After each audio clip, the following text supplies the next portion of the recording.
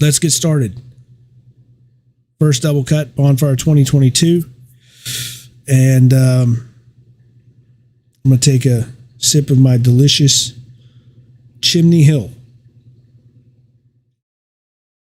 Thank you so much to Chimney Hill for this delicious, Brazos, Rio Brazos Distillery and their Chimney Hill bourbon. Delicious stuff. Thank you so much to Rio Brazos. Top line stuff. And now let's get to the best stuff of all, Bonfire. And here we go. We got an Axebox Kruger. And this is a new thing that's starting to happen this year.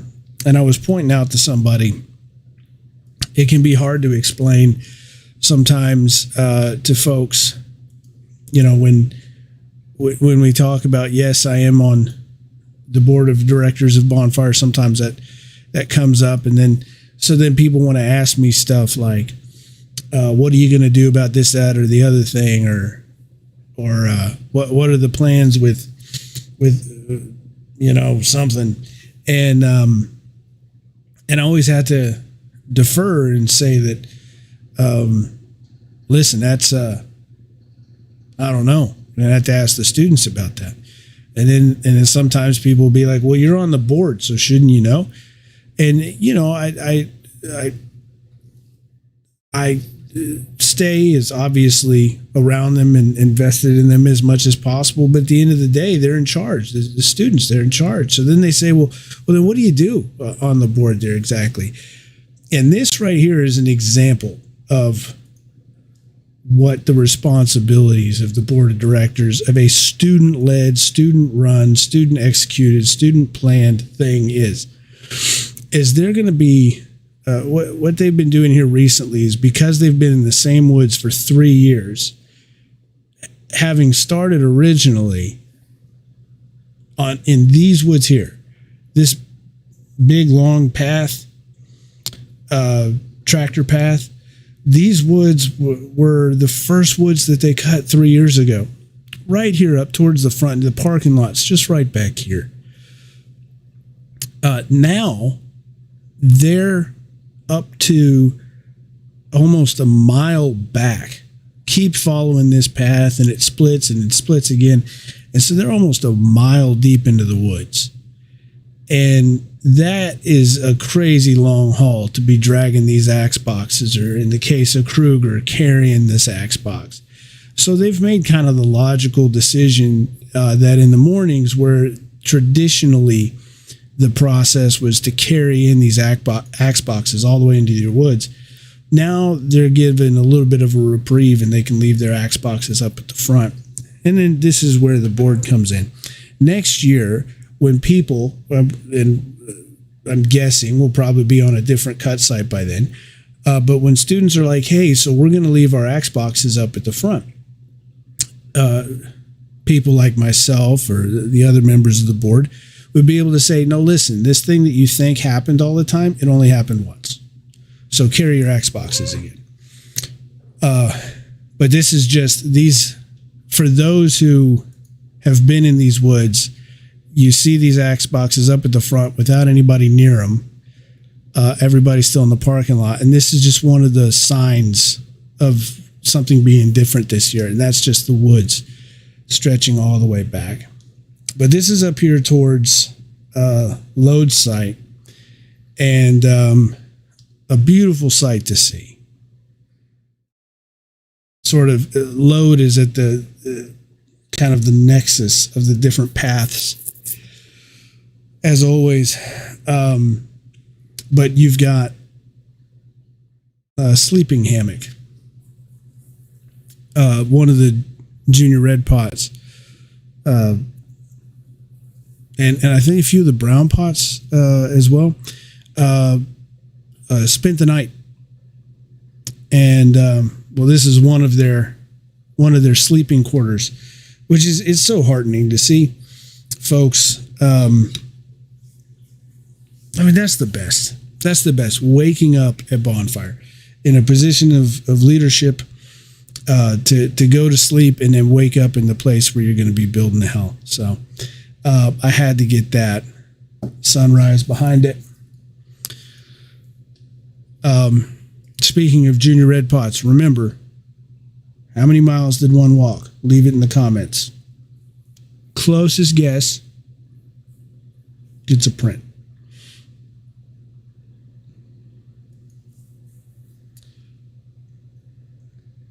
One of the chainsaws. You're going to see something here this weekend that I have not seen in a long time. A very long time. And that is this. Look at how pristine those chaps are. I'm going to mark one of these. Yeah. Shocking. They got themselves some new chaps. Brown pots, lucky dogs.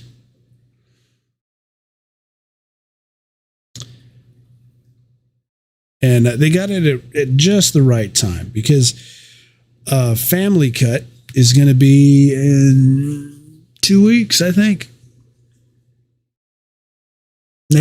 Not this coming weekend, but the next weekend. Yeah. And so for Family Cut, you don't want everybody looking like they're running around, wearing ratty old chaps all the time. But then again, you don't want to be wearing brand new chaps on the morning of Family Cut, because then all the parents are going to say, "Hey, wait a minute! Did you just buy chaps? Have you been wearing chaps the whole season, or did you just buy your first pair of chaps?" So they did a good job. They got some new ones with just enough time to break them in and look like the chaps have been worn for a while, but with new enough chaps on the first or on the morning of Family Cut. Great tradition. I'm looking forward to this year's Family Cut. And now the crews have made their way into the woods. It was great light this morning. I was really enjoying the light this morning.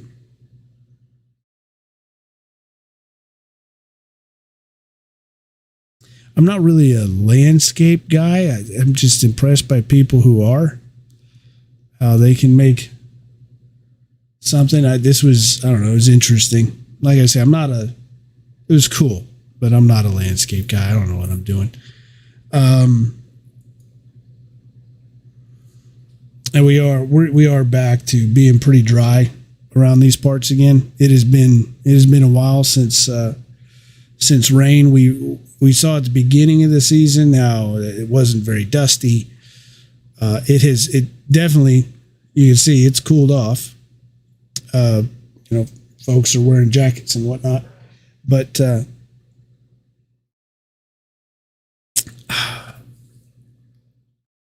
it is dry again. Very dry again.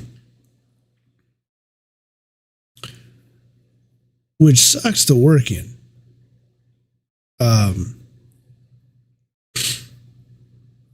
The famed bonfire boogers, right? It's unpleasant. I feel a little hoarse for a few days after, but it does kick up some pretty cool looking dust, which is nice. It looks cool.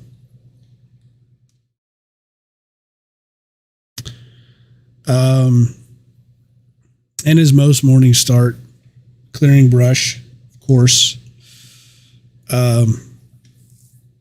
getting to trees.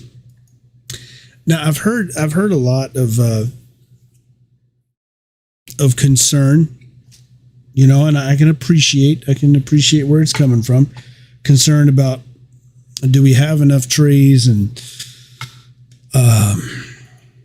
what are we going to need to do to get all the trees that we need? Being in the same place for 3 years in a row, and I got to tell you, I don't see the concern. Really, there's so many So many trees still out there. You know the post oaks are growing a little bit too close together, that there's too many of them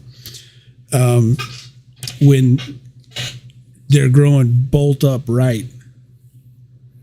And they are growing bolt upright, getting as high as they can, fast, very tall, lean. There's some good thick ones in there too.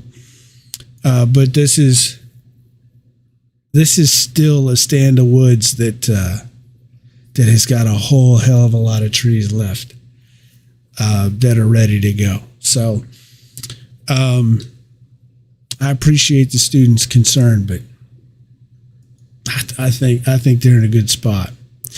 So if you follow me on Instagram, you might have seen it's about here.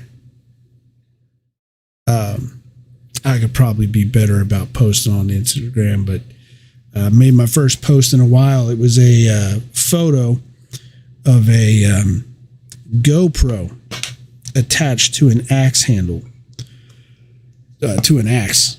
And it was here in these woods with FHK. I got a fun little video out of it. I gotta put it together and get it out. But it was here now at this point that I got that.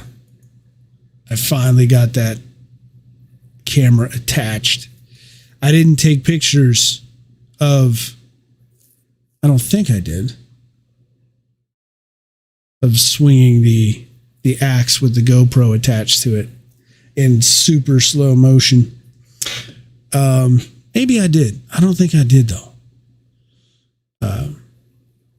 Now, one of the things that I understand, I totally get, and I agree with, is a bit of a headache as they've worked their way through these woods, is they're now getting into the point, like, look here, where FHK is, there's sort of a ditch, a ravine running through their woods. And I mean, this is weird territory to be cutting down trees. The trees all need to somehow fall this way, away from where I'm standing, so that they're over the ravine and can be pulled back out. But it's no longer big flat spaces where the trees are.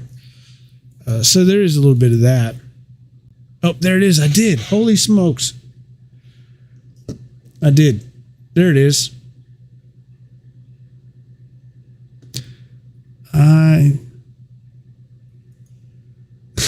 So, yeah, I did take a picture of him swinging on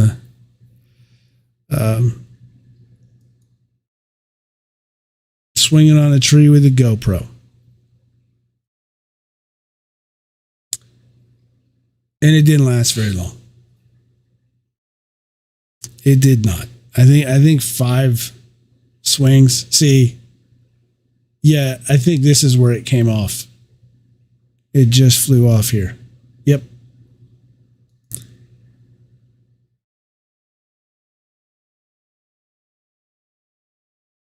So, in super slow motion, I think there's like 20 seconds of footage.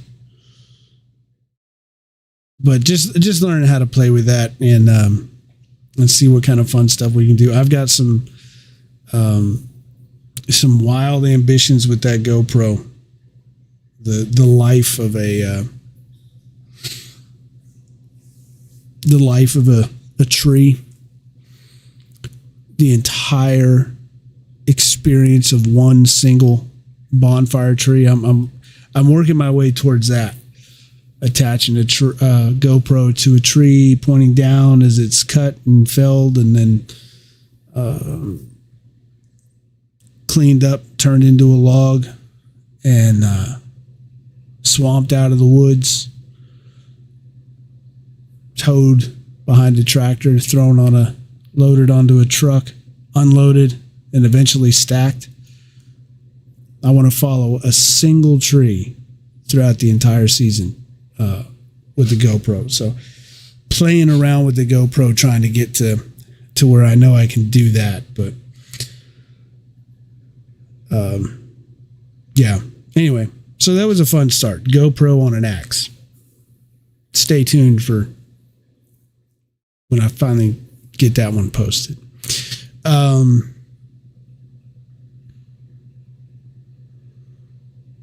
This is another tree that's right on the edge of a ravine and has got to make it over. But at the top of this tree, it was leaning up against some branches. So it's almost a pre-hung tree.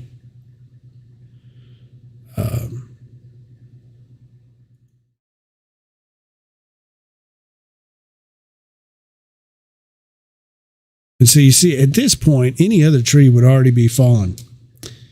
And finally, the yellow pot stepped in and had to take it all the way to here before the tree finally fell.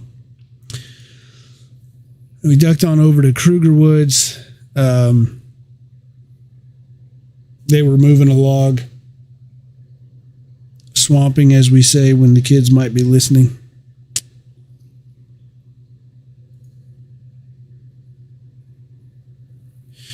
Kruger, South Side dorm, is sort of the descendant of McInnes Hall. The North Side dorm across the basketball courts from Walton, that was torn down in 2011, 2010, was it? McInnes, Crocker, and Moore were torn down and replaced with Hullabaloo Hall, which I like to say that Hullabaloo Hall is loosely translates to please give us money so we can name this something else besides Hullabaloo. And nobody's done it yet, so it's still Hullabaloo Hall after all these years. But these dorms, where the crews from where those dorms used to be, they all went different places.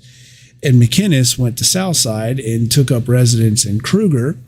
And it was very intentional when the dorms split. They very intentionally targeted places that to form new crews. And Kruger is one that established itself and has done very well. So it's good to see. It's good to see, because those were some bonfire building dorms. One of my Grey Pot buddies in 03 and 04, still a tremendous friend of the fire. I'm going to have him on my podcast at some point soon. Jim Bowes, famously of Brazos Wi-Fi as well, but he was a Moore guy. Such a great friend of Bonfire. Anytime Bonfire needs anything, there's Jim. And I like to think that I can get out fast if they say they need some help, but if they call both of us, almost certainly Jim's going to be there faster than me. But yeah, Jim was a Moore guy.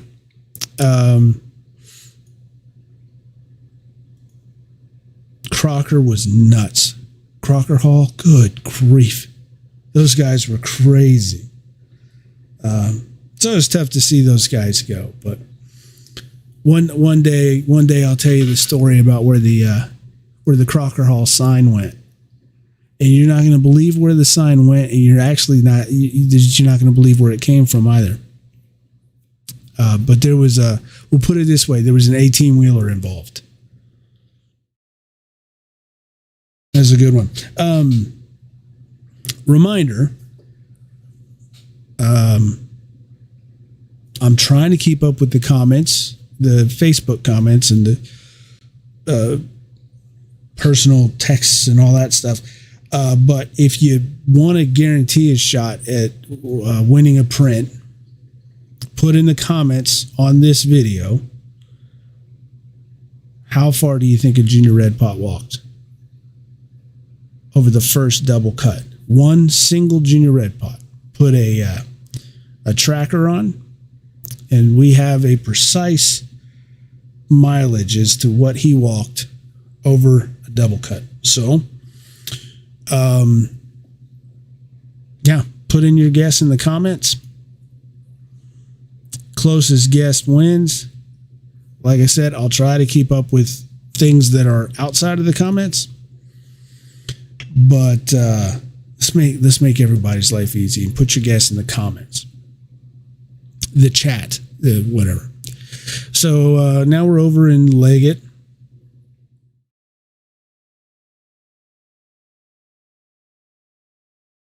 I gotta say, the quality of Bonfire's shirts has improved since, definitely since my t-shirt company was not solely responsible for the designs. My stuff was always very simple.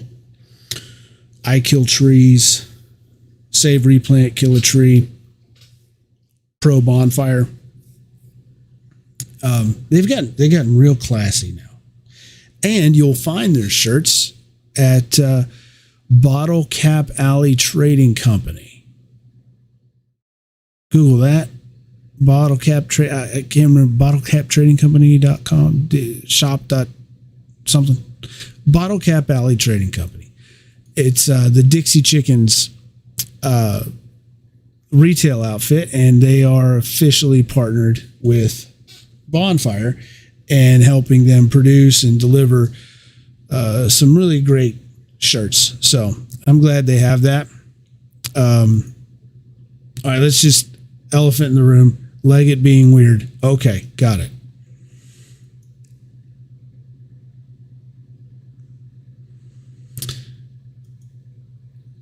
Always like to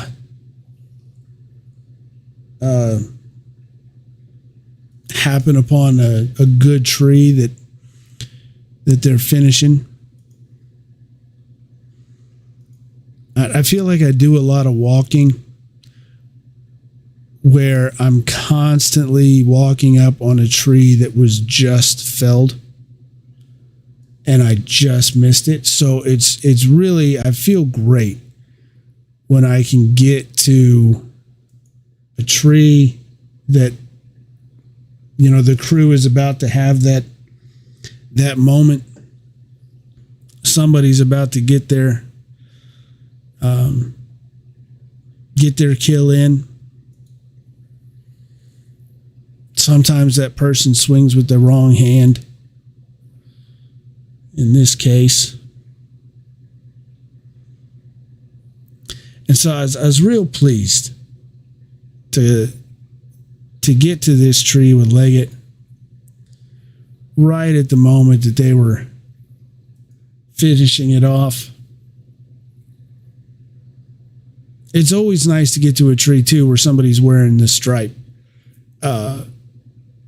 You know, the stripe representing that this is their first season in the woods. That tape stripe, right? And so it's nice when I can get to a tree that's about to fall and somebody with the stripe is swinging on it. Because I know that there's a decent chance this might be their first tree. Because it's always a lottery. It's like playing Russian roulette. Are you going to be the one that is swinging on the tree when it goes down? So, you know, you can come out to a lot of cuts before you get your first tree down. And you're the last one swinging on it. And here, she is the last one. She was the lucky one. And this is the last freaking shot that I got when my battery died. So, sorry. I tried. So I ran back up to the front, got another battery, and on the way in, found this from Schumacher, marking their woods. Schumacher, known as HHH, because of the 3 H's in Schumacher. Help me out. SCHUHMACHER. Lord knows I misspelled it before, and certainly had to hear about it. Schumacher were our rivals. One of our rivals living in Walton. They lived. We were a U-shaped dorm, and they were a single sort of column. And between the two of us, we encircled this common space. And we would grode and scrap and get up to all kinds of shenanigans. Those were the days. I asked them this weekend, do they still grode with Walton in the quad? Hey, not so much anymore. Not so much, they said. We didn't get to do it as much as we wanted to 20-something years ago, because there's always some boring person with like a job trying to keep us from doing that. But we certainly made a good show of trying. Interesting. You know what? I didn't put it together, though. Walton and Schumacher were right next to each other. They called it, at one point, they called it farm to table load. Because rather than, they had a field full of logs, and the field is piling up. They've got so many logs coming out of the woods. But it was closer to just walk over to Schumacher's, because I'm standing in Schumacher's woods right now, and there's load. So it was closer for Walton to just come to Schumacher's woods and grab these logs and take them to the truck.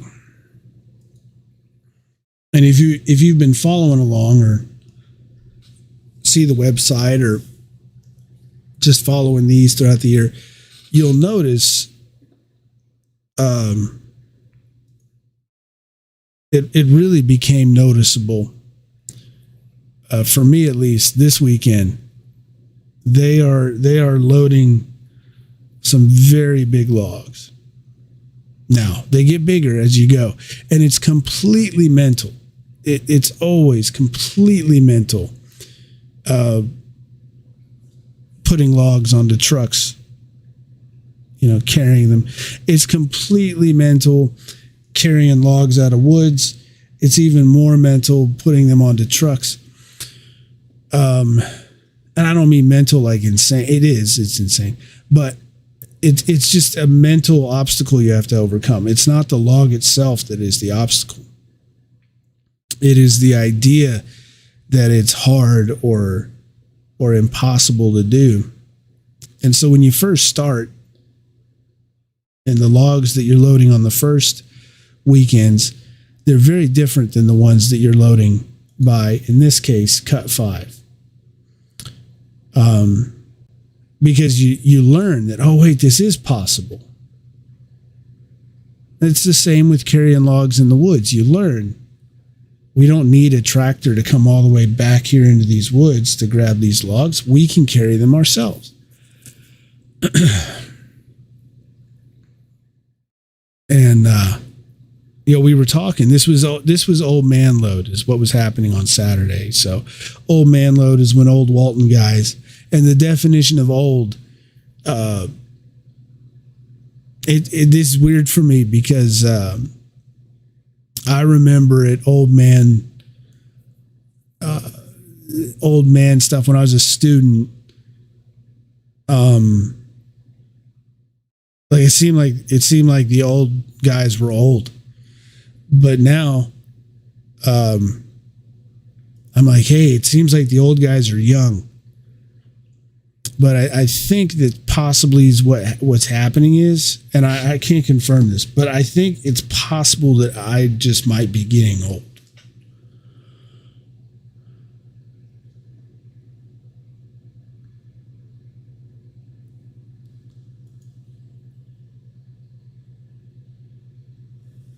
But, I mean, sometimes you have many generations back show up, though. The Strobels are now officially a Lode family. Mr. Strobel was a yellow pot back in the 90s. And his boy Lode's now. And generally with Old Man Lode, it's one day. Even if it's a double cut weekend, Old Man Lode will be on either the Saturday or the Sunday, and that's it. But Mr. Strobel came out for both days. They got 2 days out of it, which is pretty impressive. Now, I believe it was this log here, when it hit the deck, part of what the brown pots are running the chainsaws for isn't just to bring down dead trees that it would not be safe to cut with an axe. And since they're already dead, they're not going to go on stack anyway, so don't waste your manpower on them. That's one of the reasons why browns run chainsaws. But the other reason, and I'm going to see if I can find a good example of what you'll get with some of these trees. Right here. Here's a perfect example. All right, this is called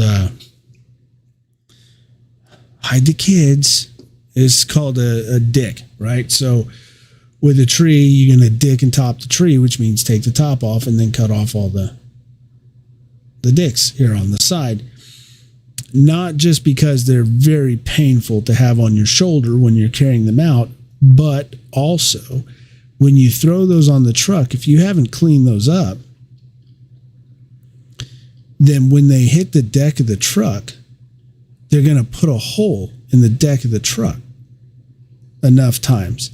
And that's what this one did, which I was actually very excited about. So while they're getting this all buttoned up, putting the truck sticks on, I was thinking that I was going to get to do something I hadn't been able to do in a while.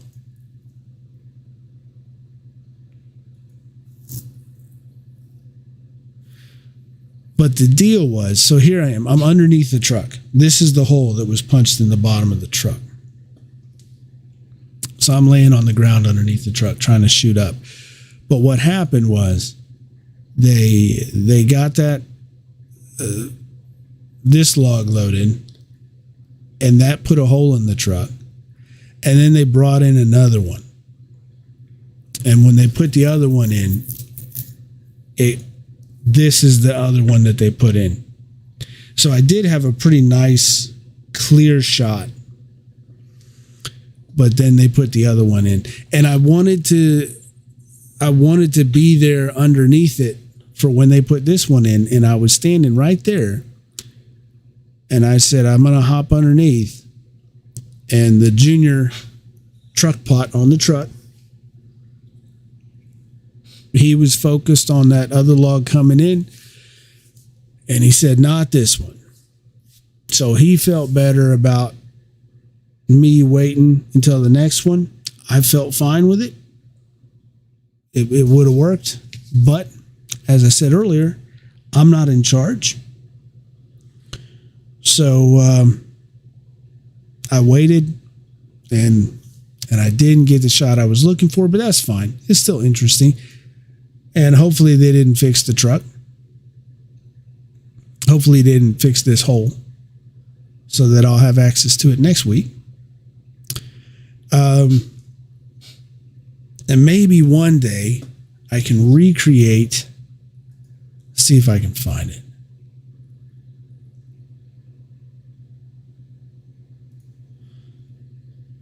Not this one, still the same one.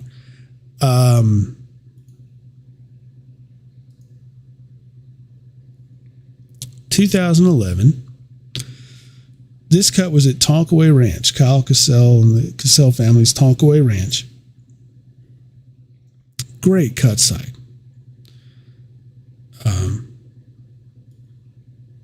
And I believe it was dress log cut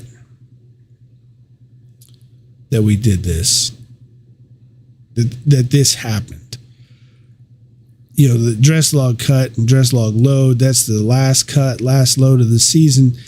So, you know, by the weekend before, as the trailer boards start getting messed up, you've only got one more to go. So if you're going to wind up with big gaping holes in the trailer, it's probably going to be a dress log load. And sure enough, and this was a fun progression. This is probably also the best dress log, single best dress log being loaded that I ever photographed. And there's the progression. And they come in hot, these things. And you got to stand there and be prepared to try and slow it down. But at a certain point, you also got to be prepared to bail. So Eric did. But then he hopped back up. And this is this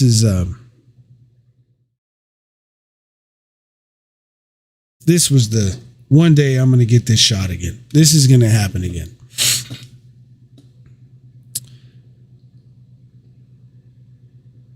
Anyway, back to now.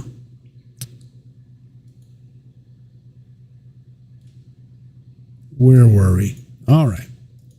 Back to 2022. But while I was under there, even though I didn't have a good view through the bottom anymore, I figured get a worm's eye view.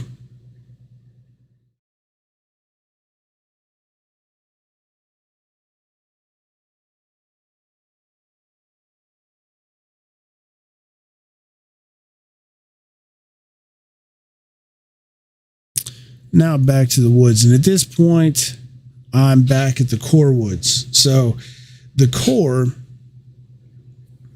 all the way back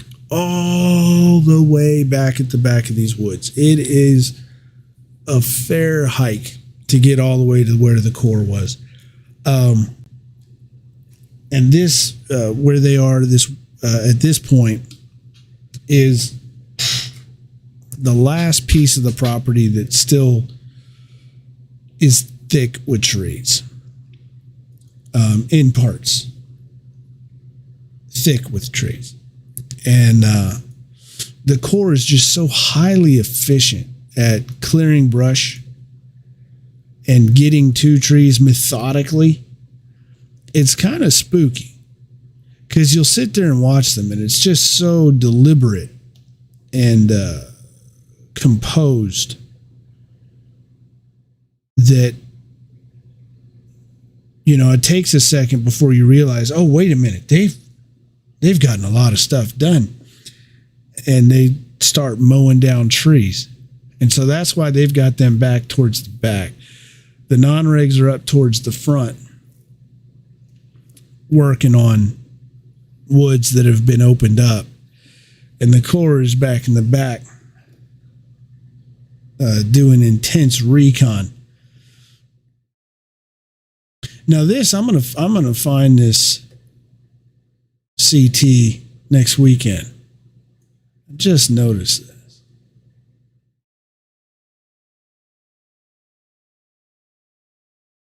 Looky there.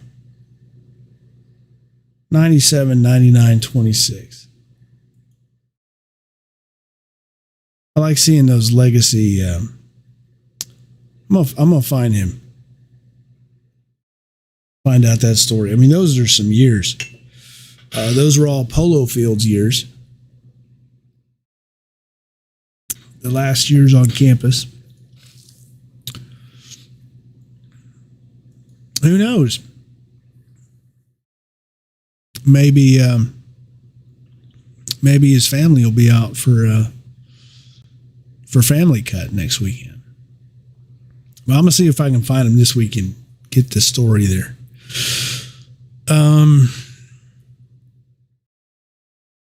That last name looked familiar too. I mean, it is familiar. I'm wondering if it's related to who I'm thinking of. Anyway, the different outfits from the Corps with their different pots. It's fun to see how far everybody progresses.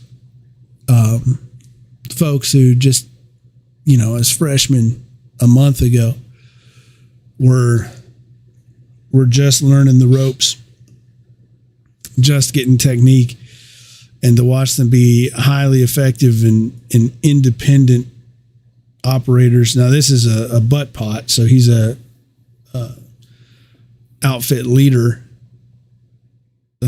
He started the year competent, but there were a couple fish there that were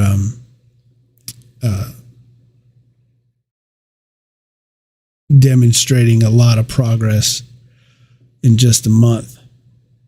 And it's cool to see. Now here they're down swinging on topping a tree. And I believe at this point I'm actually on my way out of the Corps Woods.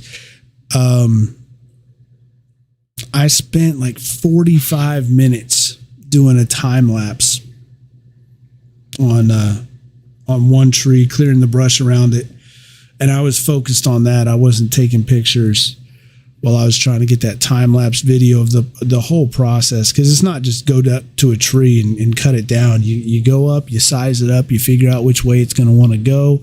You make sure that you combat any inclination it might have to go into a fence.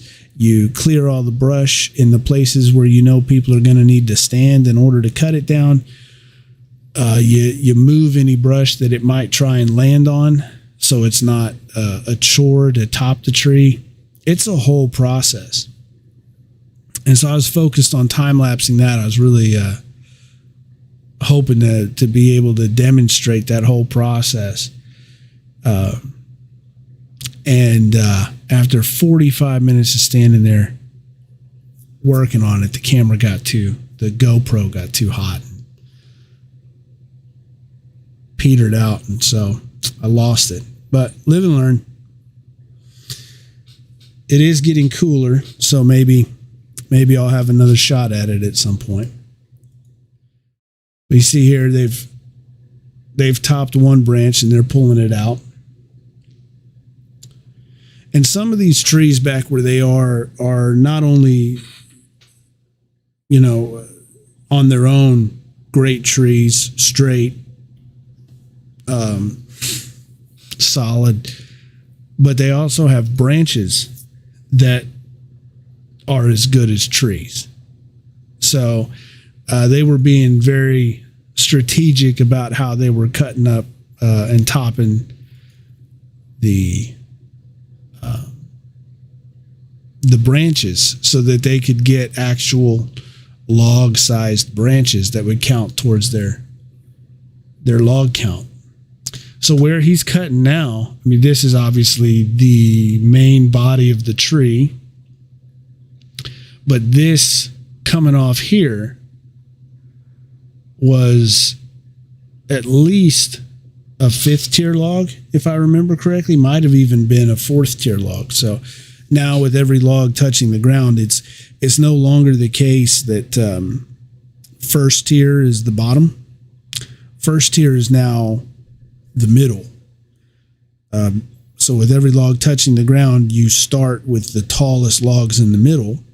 So 32-foot tall logs in the middle, and you work out until you run out of logs or until the schedule sort of requires you to step down. And then from 32 to 25 to 20 to 15 to 10. So I believe that this was a 10 to 15 foot log that was actually a branch. But you'll see one of these is the one I used for the preview of this Which one did I use?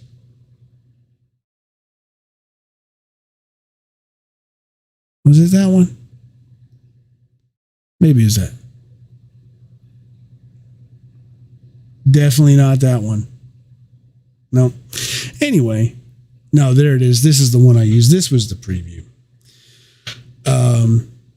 So cool. I love it when this happens. When, I mean, obviously there's not a lot of, this is modeled, right? They're still in woods, but there's just, sometimes there's these little spots of light, and it is so nice when the light happens to be landing on where the axe is going. So that worked out well. Once again, thank you, Core, for, I'm sure, intentionally setting that up for me.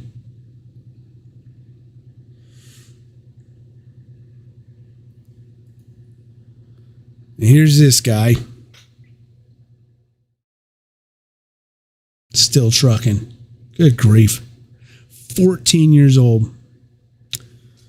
I get asked that question multiple times every week. 14 years old. His first year out at Bonfire was 2008. I believe that's right. Yep. 2008. He came out a couple times. He was just a puppy then. But he came out to burn as well. And I remember I was the burn night speaker in 2008. And lest you think I'm bragging, here's what really happened. The boys asked me, the seniors at that time, they said, hey, Dion, can you be our burn night speaker? And I said, oh, man, I'd be honored. It's so great. In 2008, I was thinking, why? At that time, I was still, young, only 5 years removed from my first fire as a gray pot student, 2003. And then I went, oh, that's what it is. It's 5 years. 5 years since the first bonfire stack off campus. That's why they're asking me. Some folks wait their whole life to get to be a burn night speaker. And here I am 5 years after. And I said, that's sure, I'll be happy to do it, guys, because it's been 5 years. And they're like, yeah, 5 years. Yeah, that's what it is. 5 years. And you could tell they were trying to figure out. And then that's when I realized that that's not the reason why they were asking me. And I said, wait a minute. Only 2 weeks before burn, I need some time. I take speaking seriously. This isn't a lot of time. Wait a minute. Who told you no? And that's when I figured out. They weren't asking me to be the burn night speaker because they wanted me to be. They needed one. And the guy they asked had to say no. And that gentleman that they had asked was Coach Jackie Sherrill, who at the time was still working for the university or somehow consulting or whatever. I don't know. He wasn't allowed to speak. And so he would end up speaking in 2012. But in 2008, he couldn't. And so I was second place. I was the pinch hitter in a bind. All of which to say, I'm there with Ace in 2008, having just given the speech in front of all these people. And then there's Ace and all these people around kicking up dust, and he starts coughing. And some person was just so nasty about how could you possibly bring a dog out here to burn? What a horrible, awful person you must be to have this dog out here to burn. And he'd already been there, clearly, much more than this person had ever been there. And look at him now, 13, 14 years later, still going at it, man. And yes, that's the same dog. For those of you that wonder, I don't get a new one every couple years.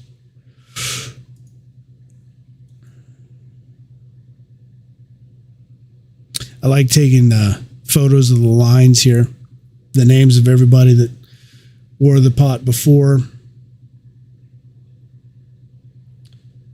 Lucian Gehrig, that was my fish buddy.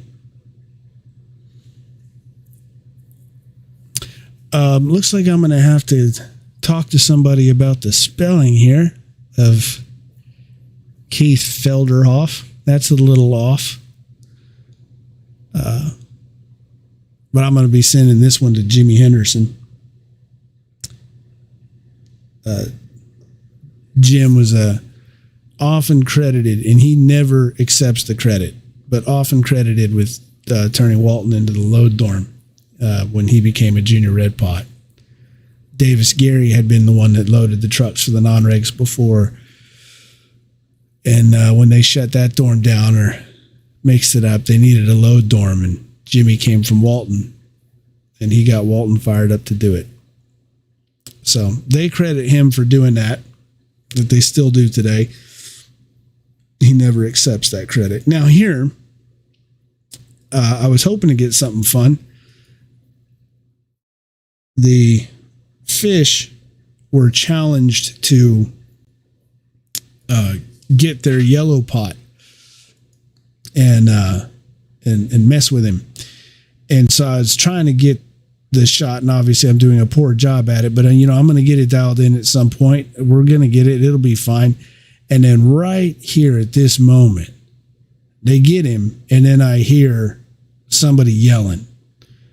And right off out of the frame there, the junior red pot needed to talk to the yellow pot. So he got spared from out of the frying pan into the fire, basically, is what happened here. He got spared from whatever they were about to do to him, but instead had to deal with the junior red pot. Which reminds me, for the umpteenth time, yes, I just got one of your texts, but I'll remind you, put your guess in the chat. How many miles did one junior red pot walk over the course of the entire first double cut of the season? Closest guess gets a 13 by 19 print. I'll give you a hint. It was a lot. Just put it in the chat there on the live stream. Like I say, I got the text. I got the other texts. But make life easy. Put it in the chat. Constantly keeping the tools sharp. Now we're over in Neely, right? On the way, I believe at this point I'm heading out for the day. Yeah, I'm heading out for the day. And I caught them just in time. They were throwing lasers. So loading a truck is fun enough. But here he just asked for a soft toss.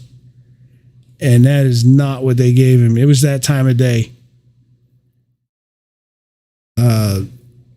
They were really heaving them. So I just caught that on my way out the woods. Back in the Schumacher woods, setting their wedges low. Schumacher has gone from the tallest, most unreasonably tall wedges in the woods to getting every inch out of the trees. Does my heart good. So here we are the next day. At this point, that y'all were, I believe, more than halfway done with the double cut weekend. Let me give you an idea. Yeah, we 2/3 of the way done as far as photos go. But we're back to that same deal. Folks leaving their boxes up at the front of the woods.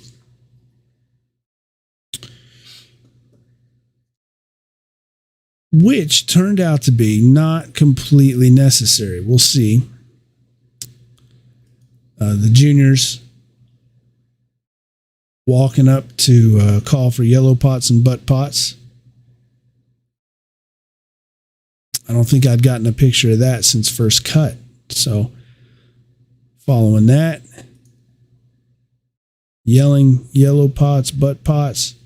And yellow pots and butt pots have gotten wise. So they were right around the corner waiting.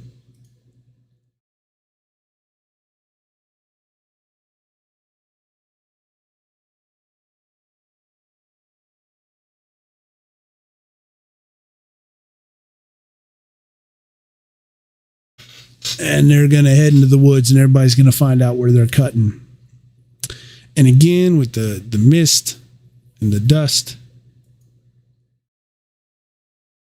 once again, not a landscape photographer. I appreciate people that know how to do that, but clearly, I don't know. It looks neat, but I'm not sure what's going on in this photo. I probably wasted what somebody else would have done something really cool with. But it was neat. Sunrise, dust, mist.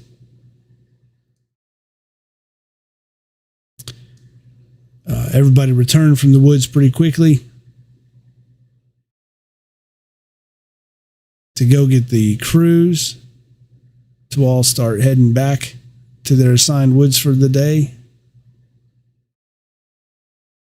And as we'll see, most of them didn't have to go very far at all.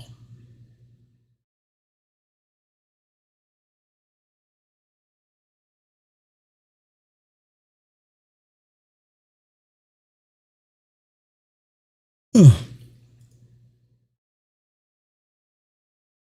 I'm back to my old lens today so that I could get the wider shots. I still love those new lenses, though. Don't get me wrong. Everybody who supports the gallery on Patreon, I love the lenses that you made possible over the off season. But it'd been a while since I shot with the super zoom, where I could get a good wide shot and then turn around and zoom in on something as well. But yeah, so you'll see here, they are cutting right along that path. Areas that they were cutting 3 years ago and had left. Well, they're back to them to get every last tree they can out. And the landowner of this property has made very clear they would not be upset at all if every last tree was off. And this is out in the country. I mean, this is 30, 40 minutes from town. So it's not like their intent is to build something, or, there's not a subdivision going in here. There's not, that's not the drill. This is, and we've talked about it before. This part of the country is supposed to be grassland and prairie. It's thick with this garbage, cedar, that horrible stuff. And these oak trees, which aren't supposed to be but, one every 1 to 3 square miles. And here they are, pack in 100 in a few acres. It's not healthy. It's not good. And it's not the way it's supposed to be. And so you'll have landowners like this one that say, hey, come on out here and give me my prairie back. So even though they did a incredible job of clearing on these woods 3 years ago,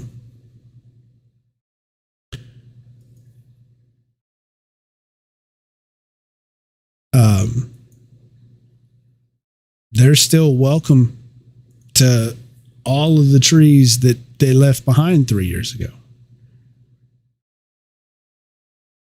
Because I think the landowner would be pleased as punch if there wasn't a single one left.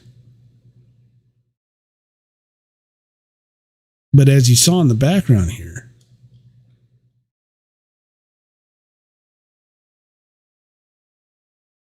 this is what happens when you get rid of the trees. it only takes a few seasons, a few growing seasons before you get these pastures, these smooth, beautiful pastures. And you'll get wildlife showing back up again that folks haven't seen in years.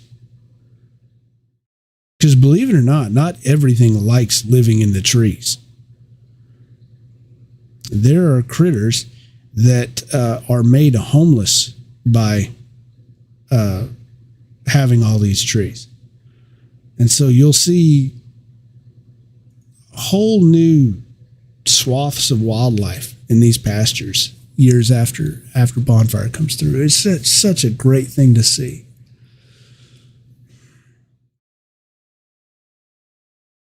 Speaking of things to see, we're back to Hart doing their rite of passage after your first tree, sniff snuff.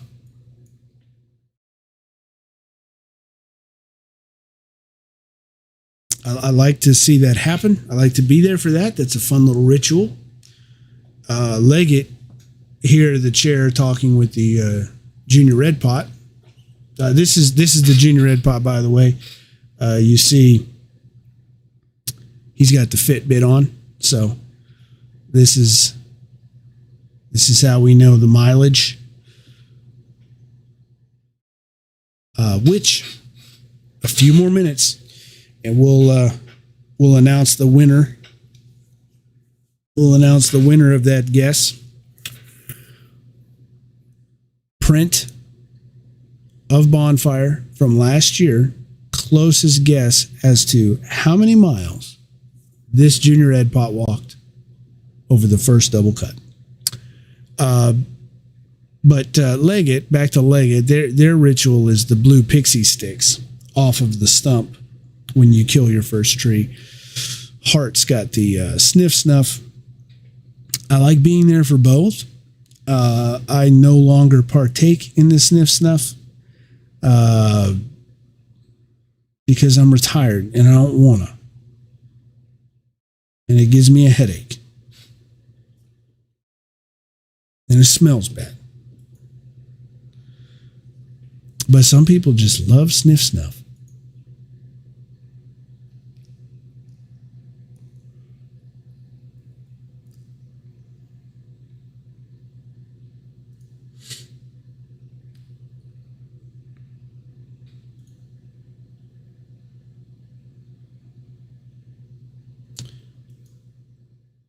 Lechner Woods here. I got to do a little catching up with Lechner. We saw a couple there a few ago. Lechner, I saw somebody from OC at the German restaurant in town the other night. Anybody local or who will be coming into town, Bavarian Brauhaus. So good. The schnitzel's great. I was there for that on Oktoberfest, last day of the other day, and I bumped into somebody from OC who said, "You haven't taken any pictures of OC this year." And I said, "Well, yeah, I think I've got some catching up to do with y'all." That's true. I plan on doing that, this coming weekend. I was like, but I think I did have some. And on my way out, I did let them know that a cursory look at the website, dion-c.me, I found like a dozen photos of OC. So, but I do know I could do a little catching up with OC and with Lechner. So I'm going to get you Lechner. It'll happen. Even though all these are with Lechner, really only a Lechner person, though, would recognize like that and say, oh, yeah, that's one of our crew chiefs.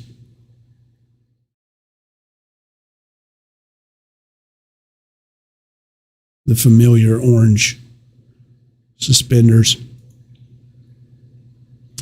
This is one of Hart's black pots. I think it's the first time ever in this year is the first ever that a Hart black pot became a junior red pot. I don't, bet my life on that, but I'm pretty sure that has never happened before.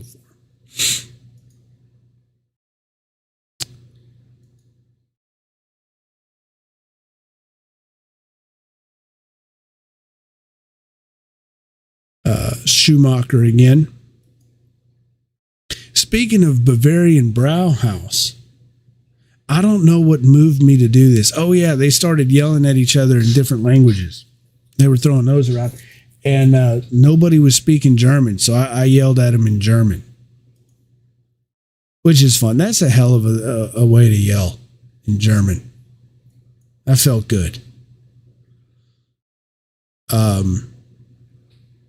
You don't even have to understand German. When somebody yells something mean at you in German, you feel it.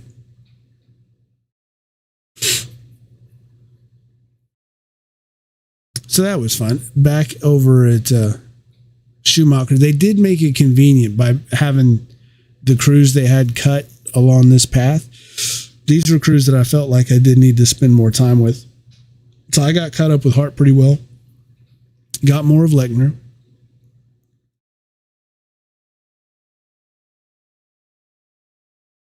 I was trying to sneak through. There's a little hole while he was down swinging. I missed him, but I did get him. So you had a Kruger working with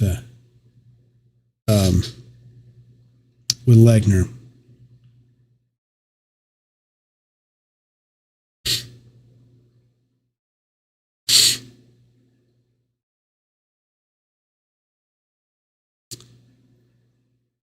I spent a little time trying to get that right, and that is the one I was going for.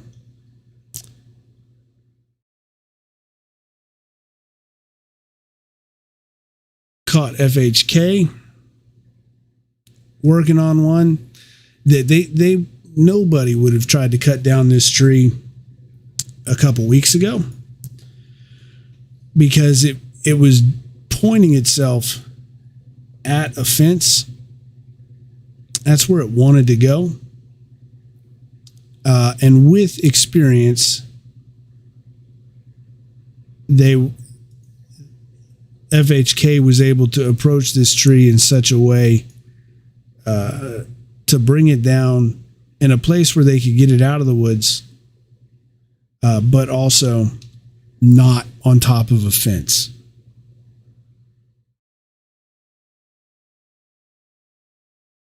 And they had done a good job on steering it because I feel like I'm pretty good.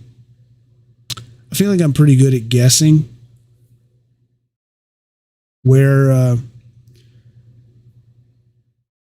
tree is going to fall, and I had put a little marker where I thought it was going to fall, and it missed the marker by like 3 feet,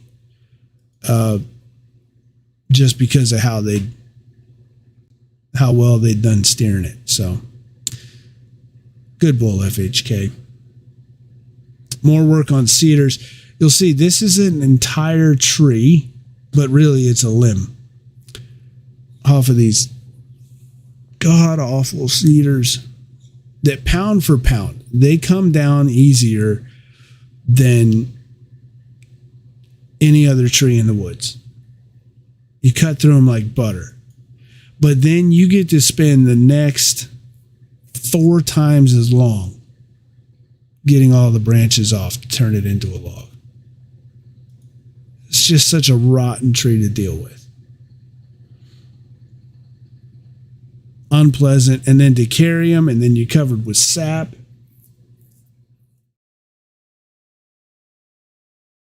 And some people don't do well with cedar smoke either when they start to burn. They're just, I can't stand cedar.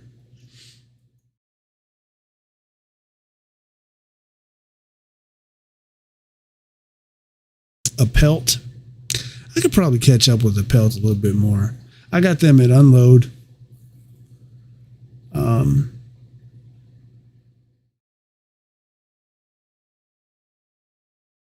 But I'd catch up with them a little bit more. All right, so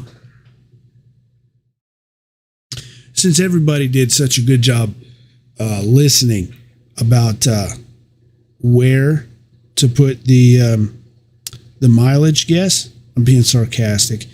I'm going to consult the text messages now and Facebook. Oh, and Facebook messages.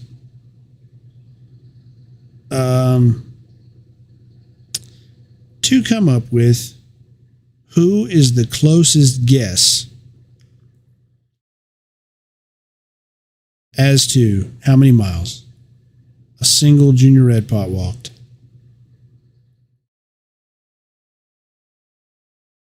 At the first double cut of the season. So I've got 24 miles. Oh, all right. Let's address all of the class year miles. 24, 25, 22, 21. No. Once again, I respect so many. No, not 89. Not 89 miles or 84. I do respect Aggie's commitment and pride in their class year. You know, we do that. We're very serious about our class years. And even if it means sacrificing a chance at winning something, we're going to go with our class year most every time. But no, it's not 89 miles or 88 or 84, not 24, not 25. Here's one. This might be the winner. So, junior red pots never stop walking. For the entirety of being out in the woods, they never stop walking. And it is walking with a purpose is what it is called. And you'll find actually old red pots will kind of go out of their way to stop a current junior red pot. You'll notice I'm buying you a little bit more time here to stop a junior red pot, just to talk to them. What's going on? What are you planning? Who's here? Whatever. And yeah, you're interested, but also you're trying to give them a break because you know that it is a grind walking. And if you've got a double, that's at least 8 hours that you're walking nonstop, except for maybe a break at lunch. But nobody ever better catch you sitting down. And so you end up putting on the miles.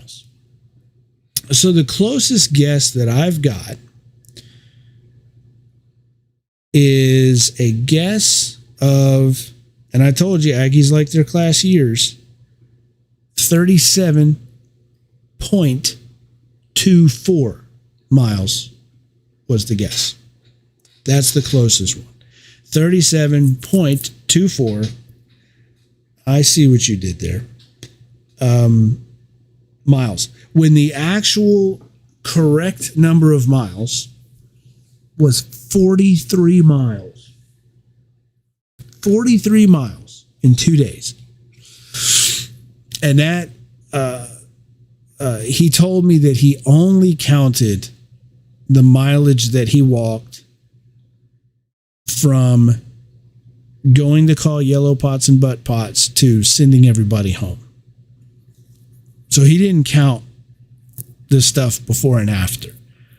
43 miles.